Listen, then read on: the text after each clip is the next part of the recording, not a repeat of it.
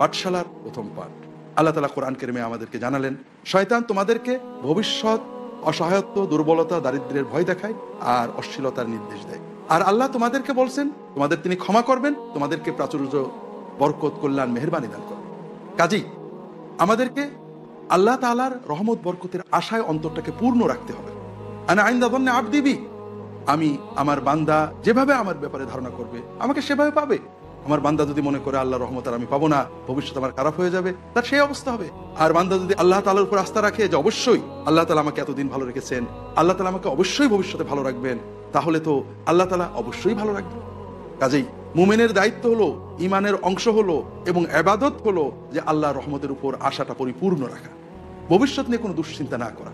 ভবিষ্যৎটা আমরা কিছুই জানি না, ভালো অথবা মন্দ আমরা যত দুশ্চিন্তাই করি না কেন, ভবিষ্যৎ যেটা হবে সেটা হবে। আমরা ভালো চিন্তা করলে সওয়াব হবে, আল্লাহ রহমতের আশা থাকলে মন ভালো থাকবে, আল্লাহ বরকত দেবেন। খারাপের আশা করলে কষ্ট লাগবে, কিন্তু কোনো লাভ হবে না। আর এজন্যই তো আমরা দেখেছি আল্লাহ রাসূল সাল্লাল্লাহু আলাইহি ওয়াসাল্লাম বলেছেন, মান আসবাহা মুআফান ফি জাসাদিহি ওয়া আমিনান ফি সিরবিহি ওয়া ইনদাহু কুতু ইয়াউমিহি ফাকান্নামা হাইজাত লাহু দুনিয়া বিহাদাফিরিহা। যে ব্যক্তি সকাল হলো নিজে সুস্থ আছে, পরিবারে শান্তিতে আছে এবং সেদিনের খাবার তার কাছে আছে, তা তো দুনিয়ার সবই এসে গেছে। তাকে আল্লাহ আজকে যে নিয়ামত দিয়েছেন, এই নিয়ামতের বরকত যদি চাই, কৃতজ্ঞতা প্রকাশ করতে, আল্লাহ আপনি আমাকে অনেক দিয়েছেন, আমার তো পুরো আশা কালকেও আপনি এসে ভালো রাখবেন। এটা হলো ভবিষ্যতের উৎকণ্ঠা থেকে মুক্ত থাকার উপায়। আর এটাতে সাহায্য করবে বেশি বেশি আল্লাহর জিকির, বেশি বেশি সালাত। আর অতীতকে নিয়ে মনোকষ্ট আরো একটা ভিত্তিহীন বিষয়। কিভাবে অতীতকে নিয়ে মনোকষ্ট করে, অমুক আমার সাথে খারাপ ব্যবহার করেছিল, অমুক এটা করেছিল, অমুক দিনে এটা করেছিলাম, অমুকটা আমি পাইনি, অমুকটা আমি চেয়েছিলাম। অতীতের সকল বেদনা নিয়ে মনোকষ্ট অনুভব করা, বাজে কাজ আর কি হতে পারে, অতীত তো চলে গেছে, মনোকষ্ট একে ফিরিয়ে আনবে না।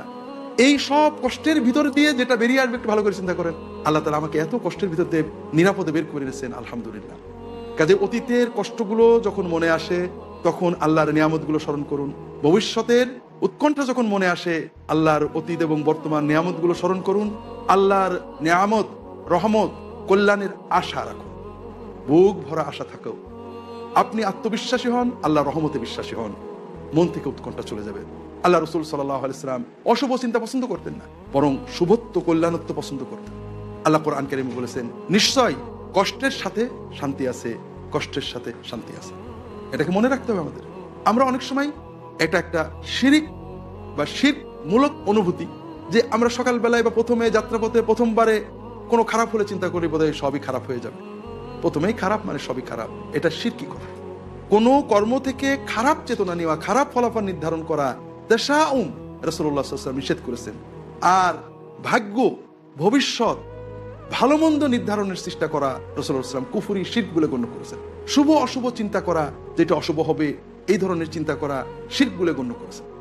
বরং আমরা যখন কষ্ট পাবো তখন আমরা আল্লাহর ওয়াদার উপরে আস্থা রাখবো যে আল্লাহ একটা কষ্ট দিয়েছেন, নিশ্চয় এর সাথে তিনি শান্তি দেবেন, ভালো দেবেন। আল্লাহ তো বলেছেন আল উসরি ইউসরান, কষ্ট হলে তার সাথে একটা ভালো আছে।